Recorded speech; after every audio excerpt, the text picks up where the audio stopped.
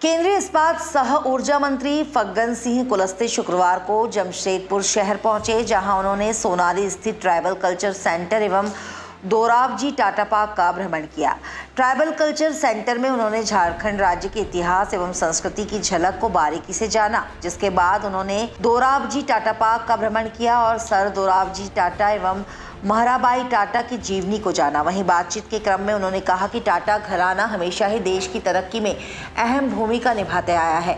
साथ ही कहा कि टाटा घराने का नाम आज देश की अग्रणीय पंक्ति पर केवल इसलिए नहीं है कि उन्होंने व्यापार किया, बल्कि देश हित और देश विकास के लिए भी उन्होंने अहम भूमिका लगातार अदा की है।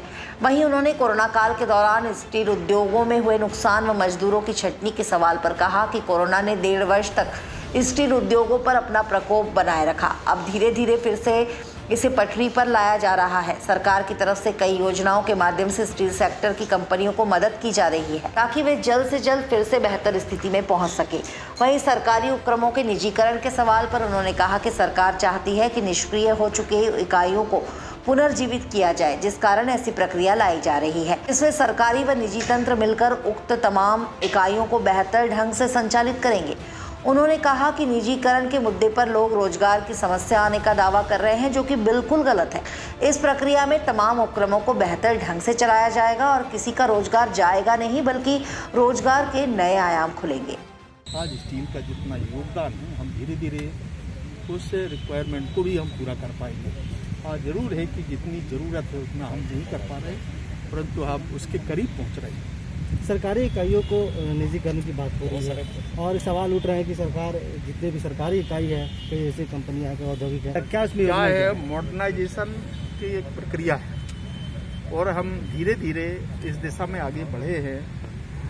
आपको ध्यान होगा कि जब कोई भी इस प्रकार की परिस्थिति या संकट किसी इंडस्ट्री के सामने आती है, तो हमारा उद्देश्य है कि इंडस्ट्री ठीक प्रकार से देश के हित में चले, और इसीलिए इसके लिए जो प्रयास किए जा सकते हैं, बेचना इसको नहीं कह सकते कि उसको और बेहतर कैसे हम कर सकते हैं, ये कोशिश होती है। और इसी दिशा में कुछ अलग अलग सेक्टर्स के जो इंडस्ट्री है उनके बारे में सोचा गया है।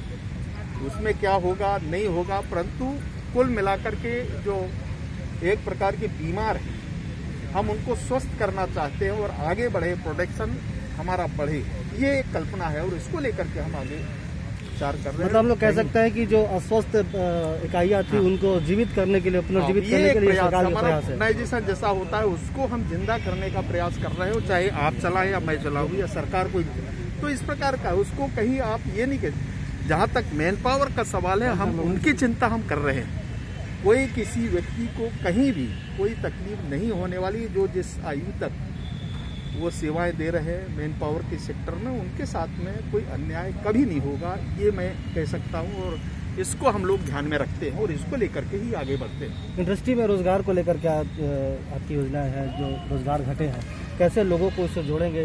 प्राइवेटाइजेशन हो फिर भी लोग अपने स्वर अपने रोजगार के प्रति नहीं, रोजगार देखिए, आज निजी क्षेत्र में देखिए बहुत बड़ी संख्या में लोगों को रोजगार मिला है।